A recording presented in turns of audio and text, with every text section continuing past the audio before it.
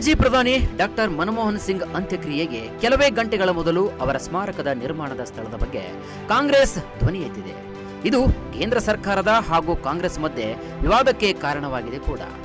ಮಾಜಿ ಪ್ರಧಾನಿ ಹೆಸರಿನಲ್ಲಿ ತೀರಾ ಕೆಳಮಟ್ಟದ ರಾಜಕಾರಣವನ್ನ ಮಾಡಬೇಡಿ ಎಂದು ಕಾಂಗ್ರೆಸ್ ನಾಯಕರಿಗೆ ಬಿಜೆಪಿ ಆಗ್ರಹಿಸಿದೆ. ಮನಮೋಹನ್ ಸಿಂಗ್ ಅಂತ್ಯಕ್ರಿಯೆ ನಡೆಯುವ ಸ್ಥಳದಲ್ಲಿಯೇ ಸ್ಮಾರಕ ನಿರ್ಮಿಸುವ ಸಾಧ್ಯತೆಯನ್ನ ಪರಿಶೀಲನೆ ಮಾಡಬೇಕಂತ ಎಐಸಿಸಿ ಅಧ್ಯಕ್ಷ ಮಲ್ಲಿಕಾರ್ಜುನ್ ಖರ್ಗೆ ಪ್ರಧಾನಿ ನರೇಂದ್ರ ಮೋದಿಗೆ ಮನವಿ ಮಾಡಿದ್ದು, ಇದು ನಮ್ಮ ಹಿರಿಯ ನಾಯಕರಿಗೆ ಮೊದಲಿನಿಂದಲೂ ಕೂಡ ನಾವು ಗೌರವ ಸೂಚಕವಾಗಿ ಈ ಪರಂಪರೆಯನ್ನ ಪಾಲನೆ ಮಾಡುತ್ತಾ ಬರಲಾಗಿದೆ ಅಂತ ಹೇಳಿದ್ದಾರೆ. ಇತ್ತ ಕೇಂದ್ರ ಗೃಹ ಸಚಿವ ಅಮಿತ್ ಶಾ ಡಾಕ್ಟರ್ ಸಿಂಗ್ ಅವರ ಸ್ಮಾರಕಕ್ಕೆ ಸ್ಥಳವನ್ನ 2-3 ದಿನಗಳಲ್ಲಿ ನಿರ್ಧರಿಸಲಾಗುವುದು ಎಂದಾಗ ಇದಕ್ಕೆ ಕಾಂಗ್ರೆಸ್ ನಾಯಕರು ತೀವ್ರವಾದಂತಹ ಆಕ್ಷೇಪವನ್ನು ವ್ಯಕ್ತಪಡಿಸಿದ್ದಾರೆ.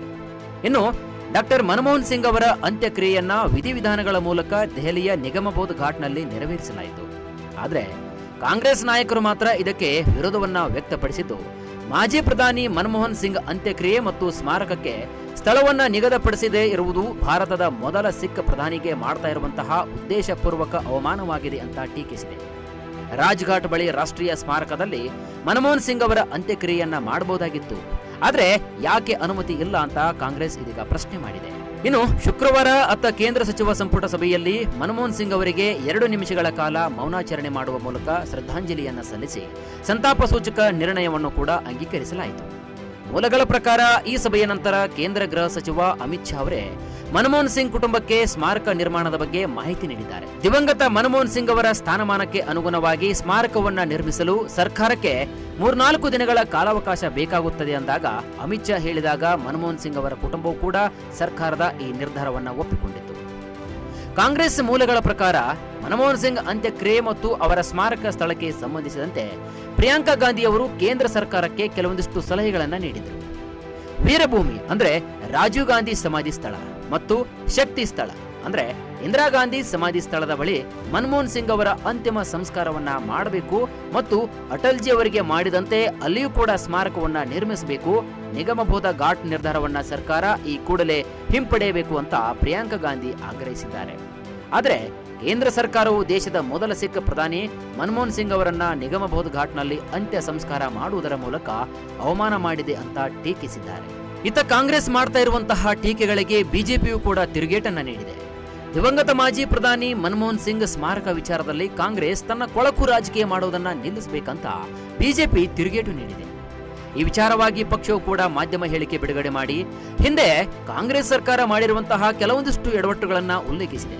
ಅದು ಏನಪ್ಪಾ ಅಂದ್ರೆ, ಮಾಜಿ ಪ್ರಧಾನಿ ನರಸಿಂಹರಾವ್ ಜಿ ಮರಣದ ನಂತರ ಇದೇ ಕಾಂಗ್ರೆಸ್ನವರು ಹೇಗೆ ನಡೆಸಿಕೊಂಡ್ರು ಎಂಬುದನ್ನ ಕಾಂಗ್ರೆಸ್ ಸ್ವಲ್ಪ ನೆನಪಿಸಿಕೊಳ್ಳಬೇಕು. ಪ್ರಣಬ್ ಮುಖರ್ಜಿ ಅವರ ಪುತ್ರಿ ಕೂಡ ಮಾಜಿ ರಾಷ್ಟ್ರಪತಿಯಾಗಿದ್ದ ತಮ್ಮ ತಂದೆಯನ್ನ ಕಾಂಗ್ರೆಸ್ ಯಾವ ರೀತಿಯಾಗಿ ಹೀನಾಯವಾಗಿ ನಡೆಸಿಕೊಂಡಿದೆ ಎಂಬುದನ್ನ ಟ್ವೀಟ್ ಮಾಡಿದ್ರು ಅಂತ ಬಿಜೆಪಿ ತನ್ನ ಪ್ರಕಟಣೆಯಲ್ಲಿ ಉಲ್ಲೇಖಿಸಿದೆ. ಇನ್ನು ಮಾಜಿ ರಾಷ್ಟ್ರಪತಿ ದಿವಂಗತ ಪ್ರಣಬ್ ಮುಖರ್ಜಿ ಅವರ ಪುತ್ರಿ ಶರ್ಮಿಷ್ಠಾ ಮುಖರ್ಜಿ ಕೂಡ ಕೇಂದ್ರ ಕಾಂಗ್ರೆಸ್ ನಾಯಕರನ್ನ ಕಟುವಾಗಿ ಟೀಕಿಸಿದ್ದಾರೆ. ಟ್ವಿಟರ್ನಲ್ಲಿ ತಮ್ಮ ಹೇಳಿಕೆಯನ್ನ ಪೋಸ್ಟ್ ಮಾಡಿರುವಂತಹ ಶರ್ಮಿಷ್ಠಾ ಮುಖರ್ಜಿ ಅವರು, ನಮ್ಮ ತಂದೆ ಮತ್ತು ಮಾಜಿ ರಾಷ್ಟ್ರಪತಿಯಾಗಿರ್ತಕ್ಕಂತಹ ಪ್ರಣಬ್ ಮುಖರ್ಜಿ 2020 ಆಗಸ್ಟ್ನಲ್ಲಿ ನಿಧನರಾದಾಗ ಕಾಂಗ್ರೆಸ್ ನಾಯಕತ್ವವು ಕಾಂಗ್ರೆಸ್ ಕಾರ್ಯಕಾರಿ ಸಮಿತಿಯು ಸಂತಾಪ ಸೂಚಕ ಸಭೆಯನ್ನು ಕೂಡ ಕರೆಯಲು ಅವರಿಗೆ ಯೋಚಿಸಲಿಲ್ಲ. ಆ ಸಮಯದಲ್ಲಿ ಕಾಂಗ್ರೆಸ್ ನಾಯಕತ್ವ ತನ್ನ ದಾರಿಯನ್ನ ತಪ್ಪಿದೆ ಅಂತ ಕೆಲವರು ಆರೋಪಿಸಿದರು. ಭಾರತೀಯ ರಾಷ್ಟ್ರಪತಿಗಳಿಗೆ ಸಂತಾಪ ಸಭೆ ಕರೆಯಬೇಕಿಲ್ಲ ಅಂತ ಯಾರೋ ಕಾಂಗ್ರೆಸ್ನ ಹಿರಿಯ ನಾಯಕರೊಬ್ಬರು ಹೇಳಿದ್ರಂತೆ. ಮತ್ತು ಇನ್ನೊಬ್ಬ ಮಾಜಿ ರಾಷ್ಟ್ರಪತಿ KR ನಾರಾಯಣ್ ಅವರ ನಿಧನದ ನಂತರವೂ ಕೂಡ CWC ಸಭೆಯನ್ನ ಕರೆಯಲಾಯಿತು. ಸಭೆಯನ್ನ ಕರೆದವರು ಯಾರಂತೀರಾ? ಬೇರೆ ಯಾರೂ ಅಲ್ಲ, ಅದು ನಮ್ಮ ತಂದೆ ಪ್ರಣಬ್ ಮುಖರ್ಜಿ ಅವರಿಂದ ಸಂತಾಪ ಸಂದೇಶವನ್ನ ರಚಿಸಲಾಯಿತು ಅಂತ ಸ್ವತಃ ಶರ್ಮಿಷ್ಠಾ ಮುಖರ್ಜಿ ಅವರು ತಮ್ಮ ತಂದೆಯ ಡೈರಿಗಳಿಂದ ತಿಳಿದುಕೊಂಡರು ಅಂತ ಹೇಳಿದ್ದಾರೆ. ಇನ್ನು ಶರ್ಮಿಷ್ಠಾ ಮುಖರ್ಜಿ ಅವರು ಬಿಜೆಪಿಯ CR ಕೇಶವನ್ ಅವರ ಪೋಸ್ಟ್ ಅನ್ನ ಉಲ್ಲೇಖಿಸಿ ಬರೆದಿದ್ದು, ಅವರು ಗಾಂಧಿ ಕುಟುಂಬದ ಸದಸ್ಯರಲ್ಲ ಎಂಬ ಒಂದೇ ಒಂದು ಕಾರಣಕ್ಕಾಗಿ ಕಾಂಗ್ರೆಸ್ ಪಕ್ಷದಿಂದ ಇತರ ರಾಜ್ಯಗಳನ್ನ ಹೇಗೆ ಕಡೆಗಣಿಸಿದೆ ಎಂಬುದನ್ನ ಎತ್ತಿ ತೋರಿಸುತ್ತದೆ ಅಂತ ಬರೆದುಕೊಂಡಿದ್ದಾರೆ. ಈ ರೀತಿಯಾಗಿ ಹಿಂದಿನ ಕಾಂಗ್ರೆಸ್ ಸರ್ಕಾರದಲ್ಲಿಯೂ ಕೂಡ ಲೋಪದೋಷಗಳು ಆಗಿರುವಾಗ ಈಗ ದಿವಂಗತ ಪ್ರಧಾನಿ ಡಾಕ್ಟರ್ ಮನಮೋಹನ್ ಸಿಂಗ್ ಸ್ಮಾರಕ ವಿಚಾರದಲ್ಲಿ ಧ್ವನಿ ಎತ್ತಿದೆ. ಹಾಗಂತ ಬಿಜೆಪಿ ಸರ್ಕಾರವನ್ನು ಕೂಡ ಸಮರ್ಥಿಸಿಕೊಂಡ್ರೂ ಕೂಡ ತಪ್ಪಾಗುತ್ತೆ.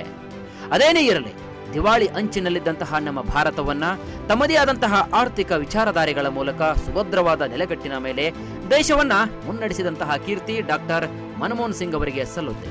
ಹಾಗಾಗಿ ಕೇಂದ್ರ ಸರ್ಕಾರ ಸಿಂಗ್ ಅವರ ನಿಸ್ವಾರ್ಥ ಸೇವೆಯನ್ನ ಗಮನದಲ್ಲಿಟ್ಟುಕೊಂಡು ಒಂದು ಉತ್ತಮವಾದಂತಹ ಸ್ಥಳದಲ್ಲಿ ಸ್ಮಾರಕ ನಿರ್ಮಾಣ ಮಾಡುವತ್ತ ಭರವಸೆಯನ್ನು ಕೊಟ್ಟಿದೆ.